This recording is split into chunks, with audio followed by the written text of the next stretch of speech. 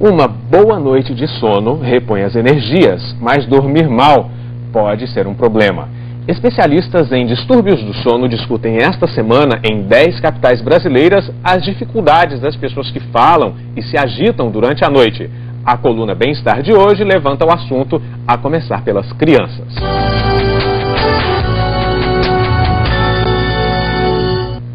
Emily tem 1 ano e 4 meses. A mãe conta que desde que nasceu, ela nunca dormiu a noite toda. Um transtorno para a família. Já cantei, já dei banho, já dei chá, já levei ao médico, agora é esperar para ver, né? A pediatra dela falou que vai encaminhar para o neuro, porque acha que ela é hiperativa, então vai fazer exame para ver o que faz com ele, porque a mãe não aguenta mais, né? Além da insônia, existem ainda vários outros distúrbios do sono, entre eles a sonolência excessiva diurna, que pode ser causada não só por uma noite mal dormida, mas também pela depressão, o sonambulismo, quando a criança se movimenta dormindo, terror noturno, quando a criança faz movimentos bruscos e grita intensamente durante o sono, e o sonilóquio, que é mais conhecido como falar dormindo. Mateus tinha 7 anos quando a mãe dele descobriu que o filho tinha um distúrbio do sono. Era o bruxismo, hábito de ranger os dentes durante o sono. Eu descobri quando estava dormindo com a minha mãe, ela ouviu o barulho. Há 5 anos, o menino usa um aparelho de silicone para dormir, uma forma de proteger os dentes enquanto o problema persistir. O pai de Mateus também tem um distúrbio do sono. Eu não tenho dificuldade para dormir. A minha dificuldade é manter aquele sono profundo que relaxa, né? Só que isso eu não consigo constatar. O sintoma que eu sinto é cansaço durante o dia seguinte. Durante esta semana, os especialistas estão tirando dúvidas da população e dando dicas sobre como ter um bom sono em 2 shoppings da cidade, o Iguatemi, em Vila Isabel, e o Rio Sul, em Botafogo. E tem muita gente precisando desses conselhos, viu? Uma pesquisa feita no ano passado mostrou que 50% dos brasileiros não dormem bem. Vamos saber então como garantir uma noite bem dormida, conversando com a neurologista Andréa Bacelar, que é presidente da Sociedade Brasileira de Neurofisiologia Clínica do Rio. Boa tarde, doutora. Boa tarde, obrigada Renata. pela presença da senhora. Nós começamos com as perguntas dos nossos telespectadores. Sim, Renata, boa tarde, doutora. Tem muita gente com dúvidas, não só sobre o sono das crianças, mas de nós também que temos um pouquinho mais de idade. Vamos então para a primeira pergunta direta aqui do nosso telão. Oi, eu sou a Michelle. Eu gostaria de saber se existem alimentos que contribuem para a insônia. Com certeza. Primeiro, qualquer alimento em excesso pode gerar insônia, porque o refluxo, né, o excesso do alimento e vai se dormir, a chance desse alimento vir para o esôfago e gerar um refluxo e com isso essa dificuldade de dormir é um fator. O outro fator são alimentos achocolatados com excesso de cafeína. Cafeína ou qualquer substância que excite o sistema nervoso central vai dificultar a promoção do sono. Ao contrário, existem outros alimentos que ajudam a pessoa a dormir melhor? Fazer uma refeição leve, né, a última refeição ser uma refeição mais leve, evitar os carboidratos à noite, é excelente, é inclusive uma dica de sono para se dormir melhor. O carboidrato, inclusive, ele inibe o GH, que é o hormônio do crescimento, já que a gente está falando em crianças também, ele inibe esse hormônio de crescimento que vai não só alterar o metabolismo daquela noite, como também dificultar o crescimento daquelas crianças. Quando eu era criança, minha mãe dizia que a alface ajudava a dormir, ela estava me enganando? Não, a alface é um alimento leve, né? Então não vai prejudicar essa noite de sono. Mas não vai dar sono também, né? Vamos aqui para mais uma pergunta direta aqui do nosso telão.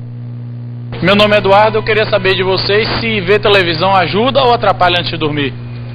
É uma ótima pergunta. Isso aí foi muito discutido até em consensos de sono.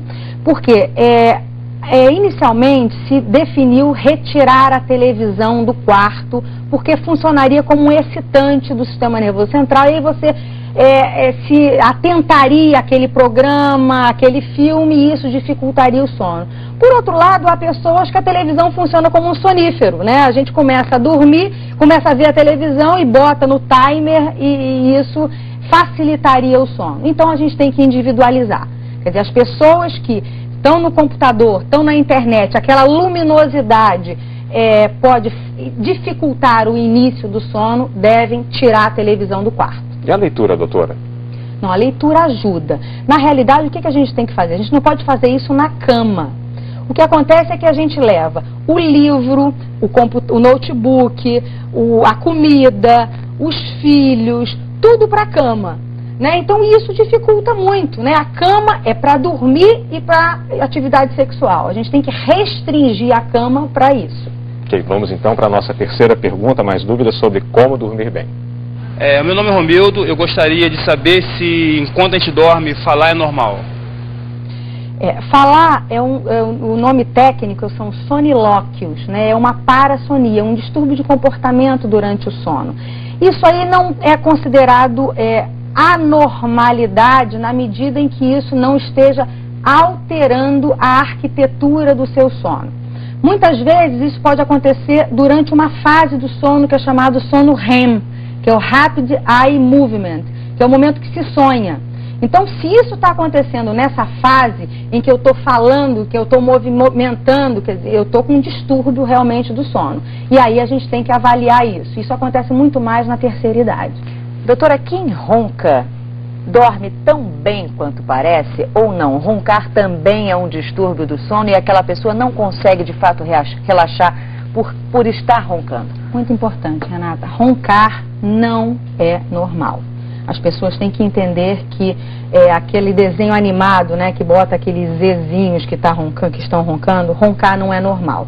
E roncar é um alerta de que o ar não está passando adequadamente no orofaringe, na via aérea.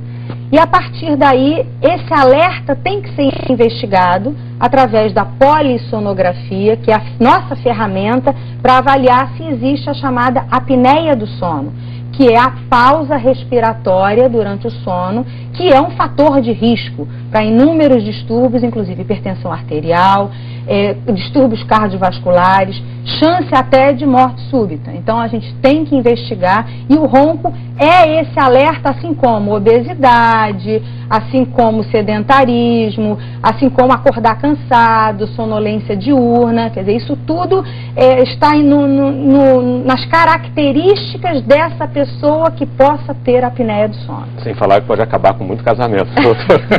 A mulher que tem insônia e o homem que é o roncador. Vamos aqui para mais uma pergunta. Essa eu acho que é sobre criança, que a gente tem a mamãe aí. Boa tarde, meu nome é Caroline.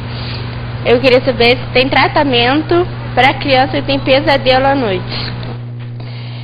Pesadelo é um distúrbio lá do sono REM, dessa fase que a gente tem essa atividade onírica.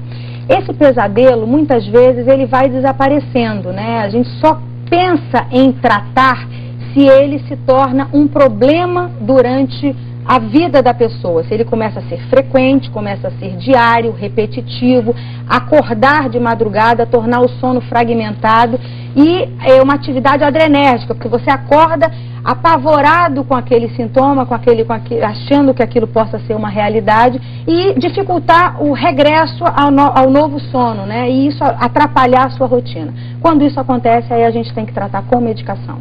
Certo. Agora, há possibilidade, há como se estimular o bem dormir, digamos assim, desde bebê? Existem as dicas fundamentais, né, que variam com a faixa etária. Nós sabemos que o recém-nato dorme 20 horas por dia, né? Então ele passa a maior parte do tempo dormindo e mamando.